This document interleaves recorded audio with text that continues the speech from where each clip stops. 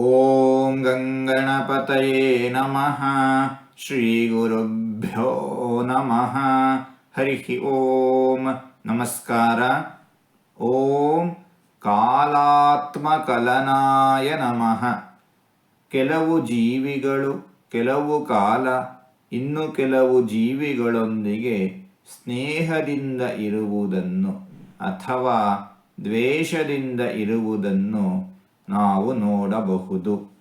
ಭಗವಂತ ಜೀವಿಗಳ ಕರ್ಮಾನುಸಾರ, ಯೋಗ್ಯತಾನುಸಾರ, ಅರ್ಹತಾನುಸಾರ ಸ್ನೇಹವನ್ನು, ಪ್ರೀತಿಯನ್ನು, ಬಾಂಧವ್ಯವನ್ನು, ದ್ವೇಷವನ್ನು, ಸಂಸಾರ ಬಂಧನವನ್ನು ಉಂಟು ಮಾಡುತ್ತಾನೆ. ಹಾಗೆಯೇ ಜೀವಿಗಳನ್ನು ಎಲ್ಲ ಬಂಧನಗಳಿಂದ ಬಿಡಿಸಿ ಮೋಕ್ಷವನ್ನು ಕೊಡುವವನೂ ಭಗವಂತನೇ ಆಗಿದ್ದಾನೆ. ಇಂತಹ ಭಗವಂತನನ್ನು ಕಾಲಾತ್ಮಕಲನಾಯ ನಮಃ ಎಂಬುದಾಗಿ ವಿದ್ವಾಂಸರು ವರ್ಣಿಸುತ್ತಾ ಇದ್ದಾರೆ. ಹೀಗೆ 4-6 ತೊದಲು ಮಾತುಗಳನ್ನು ಆಡಿದ್ದೇನೆ.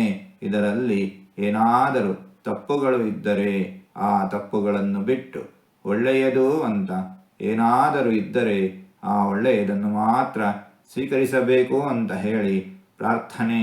ಈ ನುಡಿಗಳನ್ನೆಲ್ಲ ಆಡಿಸಿದ ಭಗವಂತನಿಗೆ ಸರ್ವವೂ ಸಮರ್ಪಿತ. ಸರ್ವಂ ಶ್ರೀಕೃಷ್ಣಾರ್ಪಣಮಸ್ತು.